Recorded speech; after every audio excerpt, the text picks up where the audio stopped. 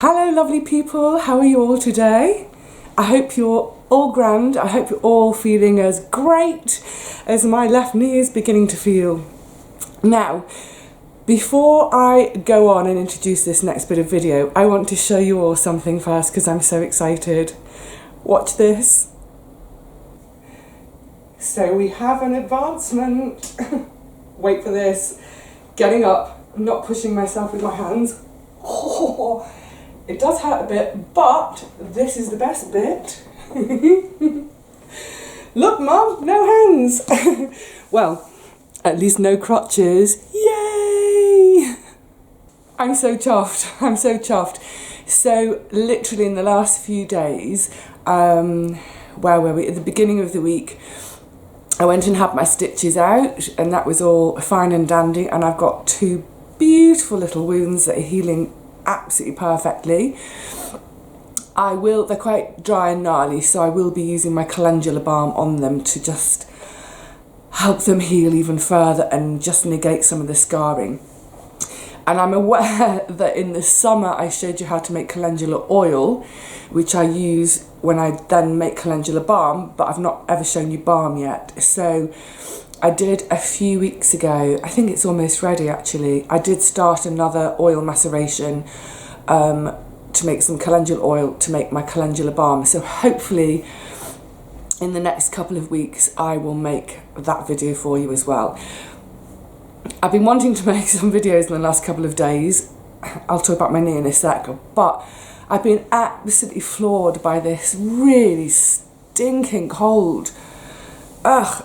It's ridiculous, isn't it? I've gone through all that surgery, done all my work, and now I'm floored by a stupid cold. But I think in the last few days I've been mixing with people and I've been on buses and things like that, and I've just picked it up from somewhere and look. So, a couple of easy days and then I'll get back to it. So I had the stitches out, that's great, and then a couple of days later I had my first physiotherapy assessment at the hospital, and it's going really, really well. And if there's one thing I want to kind of say, please pay attention, it's do the work before the op. It's a huge commitment, at least the physiotherapy I was doing was a huge commitment, up to an hour a day. But the harder you work beforehand, then hopefully the sooner you recover. And in equal measure, after the surgery itself, I worked so hard at the physio, hardly stopped. So I did my physio and I was icing and resting, but just kept at it, pushed through even when it was really painful. And the bottom line is 2 weeks and a day after surgery, when I'm indoors at home, I'm walking without aids, yay! And then when I'm outside and for the stairs, I'm just walking with one crutch now. So I actually left one of my crutches at the hospital. Brilliant! So I've got no choice now. That remaining crutch, it's just because obviously outside the surfaces are more uneven, and also it's a bit of a safety net for me as well in a way. It sort of signals to people, please don't crash into me because I'm still not quite stable. But it's all going brilliantly. So, like I said, this cold has kind of scuppered my plans for doing much filming indoors in the last couple of days. I'm going to sneeze, excuse me. Ahoo! Better out than in. Ahoo! Oh, sorry. I'm a really noisy sneezer. But I thought in the meantime, I'd love to show you this bit of footage I shot. It was the day before surgery. So you'll have seen the December tour and when I went visiting friends, those videos. But at the end of that day, or in the late afternoon, everyone else had disappeared from the site except for me and Gary. And the reason I want to show you this bit with Gary is because I massively respect him. He's had his plot for about 25 years, and being self-employed, he's had lean times, when he's had to completely rely on the plot to feed him and his wife, and he's done it, so he really inspires me from that point. But also, what I love about Gary is he still tries new things. Every year he's trying something new, whether it be a new plant or a new method. So I absolutely love that about him. He gets as excited as me.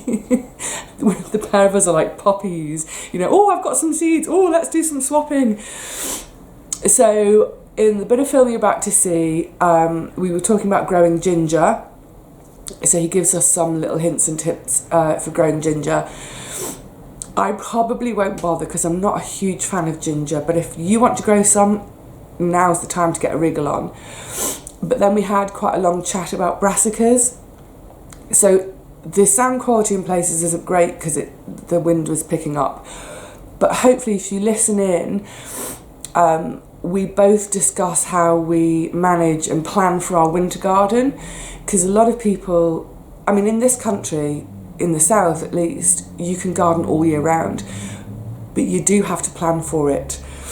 And both of us start planning our winter garden as early as sort of March, April. So I hope you enjoy this little look around Gary's plot. It was a really lovely afternoon.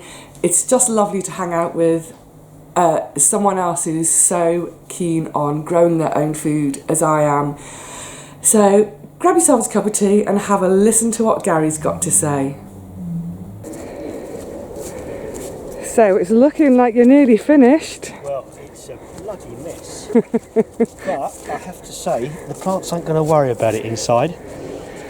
So you just I've just sealed literally it all sealed up? it. I'm just going to seal it up to the bottom there. So it Oh just yeah, works. because you were saying about getting one piece of plastic in was impossible because No, all the so little I did flangy two. bits. And in fact, I didn't have a bit of plastic big enough either, so I had to go half and then cut, Yeah. and then to break off some of the lugs and just pinch them underneath, bed them in with this silicone mastic, Yeah. which will hold up hopefully, and then seal at the bottom. And what I've got then is a sort of opaque cloche, which will let light in, but won't There's enough light, but they want Enough ginger wants a shelter. shady environment. Yeah. And as I've got this sitting around doing nothing, So why not use it? when's the ginger going to go in? The ginger is on my mantelpiece now on the windowsill. It buds for 2 months until the end of February. It's 3 months. I've missed my opportunity to do it, haven't I? No, because I only bought mine a week ago. Ah, okay. And you've got little buds coming out. It takes Yeah. them 2 weeks in a warm area, on a say windowsill or something, but quite warm windowsill. Yeah. They'll bud up, and you see them like a potato shoot coming out. So when they're inside, because obviously when they come out, they want to be a bit shady. If I do it in my south-facing window, is that going to be too much? No, not at all, because Just they're while they're just a budding? root at the moment, Yeah. And you'll get a little root, a bump really, after 2 or 3 months. When that bump comes up, and you can see the bump actually like a boil on it's not very nice looking. It's like a white boil. But it turns from a zit to a boil. Yeah, you've got it. But when that's up at the end of say February, thereabouts, early March, you then put it in soil, in a pot, in the glass house, or in somewhere quite warm, still indoors. You don't put it out until sort of May. Wow. And then when it goes out, it'll go here because it's going to be hot, and they love it hot. It'll be in toasty there. for them. Toasty, but it won't be in full sun, which they don't apparently like. Well, I might have to think about giving it a go. Well, I've got some roots. You can have a couple of mine. Ding, ding, ding. To go with the grapevine. Try them out. I think I'll concentrate on the grapevine at the moment. Yeah, well, let's see how this goes. And if it goes well, last year I grew them and I put them in very late, about May, so you did them in not one of knowing your about chitting, your little. not knowing that they've got to have 10 months Yeah. of growing, and I didn't know, and they've got to have a long time of warm growing. Yeah. So you need to get them started early under artificial heat, so they by the end of the summer, by say October, it's still warm. Yeah. They're under cover again probably by then. And locked up, but they're still warm. They're still going. They only grow. It's like the celeriac in a way, isn't it? It's a really long process. Yes, you've got to be patient. You've got to remember to start early. Yes. Start early, and you've got all these processes. You've got 2 months on the windowsill, 2 months or 3 months in a pot. It's then all out here on the sounding cloches for a month. convoluted. Well, once you get into the routine of your plot, But you know Gary, what it's like. you know what I'm like. I just shove the seed in the soil and walk away. I think you're more attentive than you say. But this is Gary's plot. It's gorgeous. Up at the top end, he has hops growing up over his end there. Yeah, it's gorgeous, and it's just so well organised. I love it. He's actually also, because he was one of the pioneers down here, has got this plot to the side as well, which mostly it's sort of flowers and herbs and things. But just behind you, Gary, look at your brassicas. They're looking gorgeous. Nice sprouts there, yeah. So I've got got 10 plants along each row, 5 of each. So I've got a late purple sprouting. Too much sun. And an early purple sprouting, and a late sprout, and an early sprout, and then. This is the thing with brassicas, isn't it? You've got to be organised. Yeah, well, the first row's already gone. The first 2 types, the Hispy and the white drumhead, are gone in the first row. And now I'm onto the second row of winter cabbage, Savoy cabbages, and onto the kale. I've got Carvelo de Nero there, black kale, and I've got English kale here. An English kale, the purple variety here. And then I come onto the sprouts early and late. Look at the colour of that purple. Then it's so beautiful. The thing with brassicas is they do take up a lot of space. And I've picked a lot of have to, and you've got the space having this second plot. Well, I plant onions and garlic here. They come out earlier in the year. Between the rows, before they actually come out, I put these in as seedlings. So what you've got is 2 things growing at once for a couple of months. I always follow my onions with the brassicas. It's one of the best follow-ons. I'm just going to get a shot of this cabbage down the end. This gorgeous. What variety is this? Can you remember? Oh, this is cabbage. Savoy, Look at it. Look at that monster. It's gorgeous. That's way bigger than my head. The thing with brassicas is you do need space, and if you don't have space, like me, you need really good planning. You need to be bringing on your plants from April at least, so that by the time you do take things out like your onions and other summer stuff, you're ready to plant in all your little plantnets, plug plants that you've got sitting in your cold frame or wherever else. These here, just as a tip, gorgeous. This was an onion bed, so I had about 10 rows of onions here, but every third row I'd leave a much bigger gap between the onions than I would do so more. Then you can... So that's for these. These are growing just behind you as a seed bed for 3 months, 2 or 3 months. When they get big enough to plant out, they're still only this big. They start over here. They start over here at the end of the seed beds. What's a seed bed? They then come here and get planted out at regular intervals. Between the onions. The onions have got another couple of months but they'll be dying off pretty soon. The cabbages, meanwhile, are coming up. So you net your onions and your cabbages to stop the pigeons getting to them. This is why these are netted, because look at the colours. I love the colours of brassicas in the winter as well. It's such a splash of... They don't look very healthy in the sense I've been eating a lot of them. Obviously I'm picking all the time because you're picking leaves off. Yeah, of course. You use them as like a cut and come again, isn't it? So the first row here is gone completely. If you wanted it to look nice, of course, you'd have all your rows left in, but I've just been picking them. Lovely.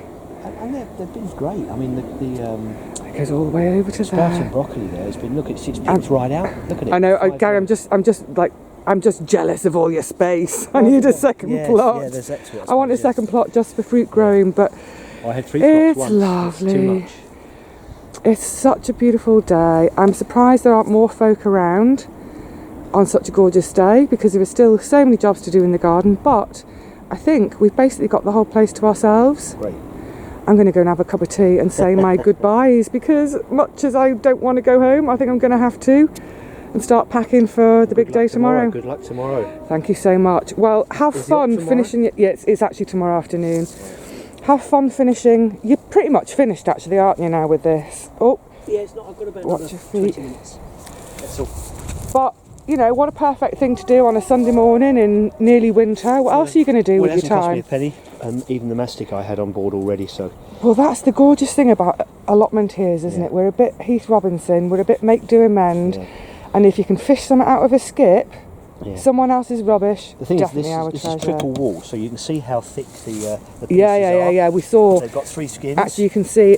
So oh no, that's a different one, isn't it? You've got 2 lots of air between them here. So look at that. So there's a lot of insulation, and although they're not good for plants that need a lot of light because they're old and dirty, they're great for ginger and for overwintering stuff that is going off anyway and doesn't need light in the winter. Just needs to keep warm. Just that bit of warmth. So for instance, this would have been good for my celery, which I must remember to fleece before I go, because it's not going to be growing at the moment, but I just want to keep it alive for next spring for seed. Well, I have sweet peas in that one there, so that cloche there. I have sweet peas in there, and I have yuccas in that one there. Yuccas. Which are overwintering because I haven't got room in the house for them, so I just put them out here.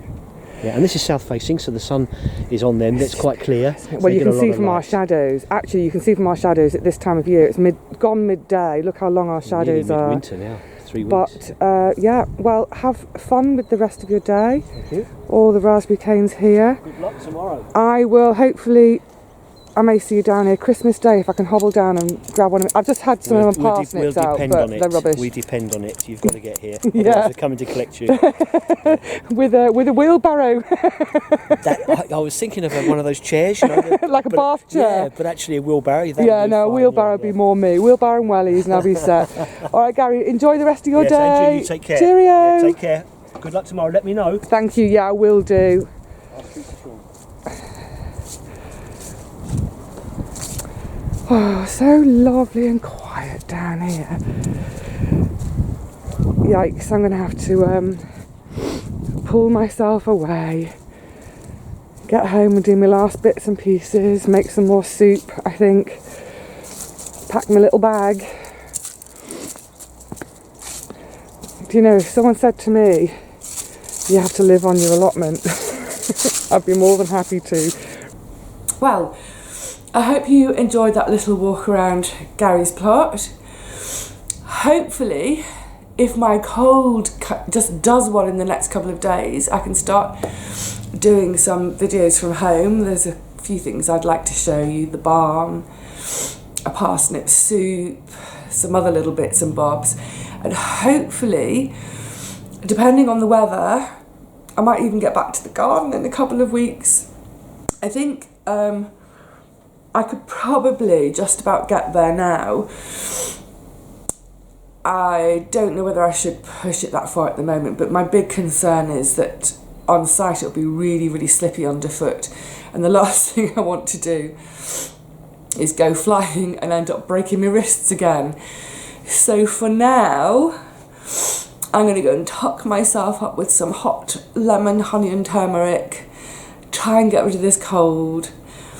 I will say cheerio, and then hopefully get rid of this cold in the next couple of days and see you all again really soon. Possibly in the kitchen, who knows. In the meantime, I hope you're all having fun, whatever you're doing. I hope you're getting some outside time in the lieu of me getting any. Just enjoy yourselves, whatever it is you're up to. And I'll see you again soon. Take care.